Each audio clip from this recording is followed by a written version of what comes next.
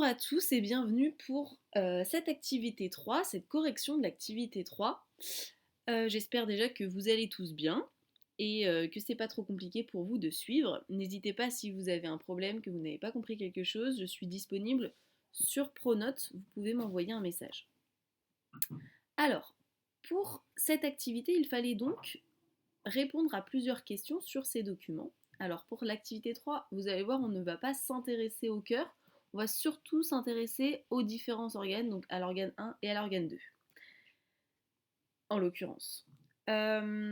Donc, la première question était formulée deux hypothèses pour expliquer les deux possibilités de relier les organes de la circulation sanguine à l'aide du document 2, donc celui-ci. Alors, Amine nous a dit: le sang doit passer par tous les organes de la circulation sanguine par un même chemin. Ok. Donc soit il passe par un même chemin, soit le sang doit passer par tous les organes de la circulation sanguine par deux chemins, donc ici, et doivent se retrouver après, être passés dans tous les organes de la circulation sanguine et doivent se retrouver avant d'arriver au cœur. Donc je suis d'accord avec lui en théorie, en fait il a décrit les schémas. Mais ce qu'il n'a pas fait, c'est deux choses. Première chose, il n'a pas utilisé de vocabulaire scientifique.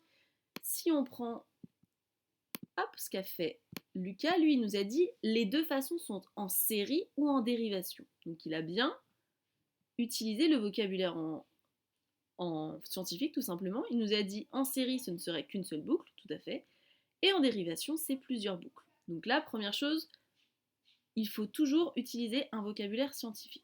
Sauf que moi je demandais des hypothèses. Or, est-ce que c'est des hypothèses? Non, il manque quelque chose. Est-ce que vous savez ce qu'il manque? Et que nous a mis Cassandre, elle a mis je pense que si la circulation sanguine était en série, j'imagine, s'il y a un organe qui fonctionne mal, c'est le reste de la... Bon, là, elle a continué, mais en gros, l'hypothèse, c'est vraiment je suppose que les la circulation sanguine est en série, ou je pense que la circulation sanguine est en dérivation. Ok. Ça, c'était vraiment les deux hypothèses à retenir. Je pense que, toujours, la circulation en série est en série ou en dérivation. Ensuite, si on passe à la deuxième consigne, c'était trouver des arguments issus des documents 1, 2 et 3 pour mettre en évidence qui de Manon ou de Sean a raison pour la circulation entre les organes. Donc là, Amine a bien mis, je vois que dans le doc 3, alors il a commencé directement dans le doc 3, donc j'imagine que déjà il a oublié de dire, Manon pense que c'est en dérivation et Sean pense que c'est en série. Ensuite, je vois que sur le doc 3, le dioxygène dans l'organe 1 est de 20,4 et dans l'organe 2, 20,6.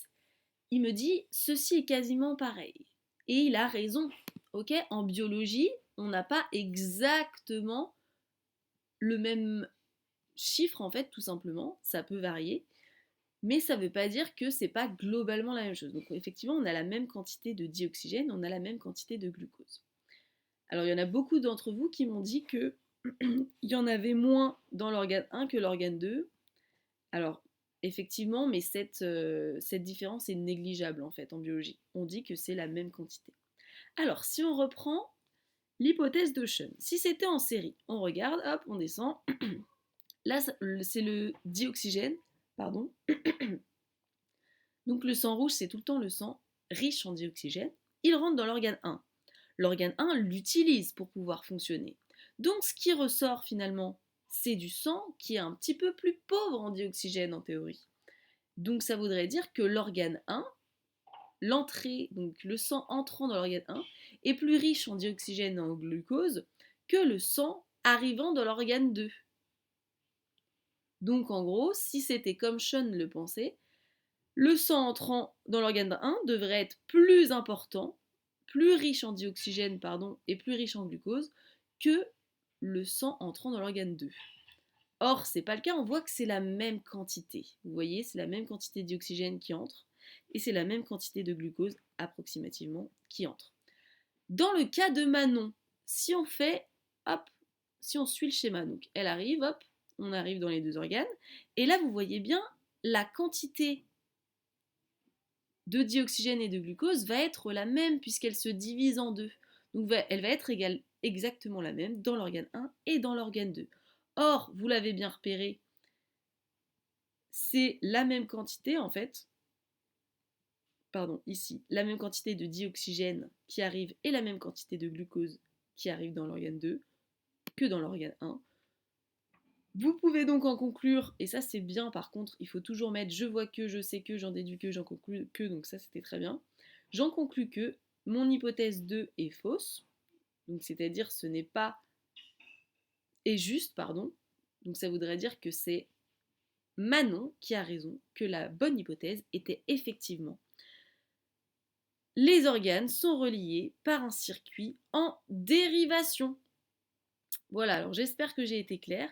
N'oubliez pas de vous auto-évaluer à la fin de chaque exercice. Est-ce que vous avez bien utilisé un langage scientifique? Est-ce que vous avez utilisé dérivation? Est-ce que vous avez utilisé en série? Est-ce que vous avez été rigoureux? Est-ce que vous m'avez utilisé des chiffres en me citant les unités? Donc là, Amine m'a bien cité les chiffres, mais attention, il a oublié les unités ici, qu'il m'a mis ici par contre. Et c'était bien par contre parce qu'il a bien fait la méthode et il a bien organisé ses idées. D'accord? Donc ça c'est pas mal pour cette partie. À revoir pour cette partie-là par contre Amine, tu verras. Et voilà, j'espère que vous avez réussi et que vous allez réussir à vous corriger en vert. N'oubliez pas. Et n'oubliez pas, si vous avez des questions, vous pouvez me les poser sur Pronote et je vous corrigerai pareil l'activité 4 en vidéo et j'espère que ce format vous plaît. Voilà, bon courage à tous et à la prochaine fois.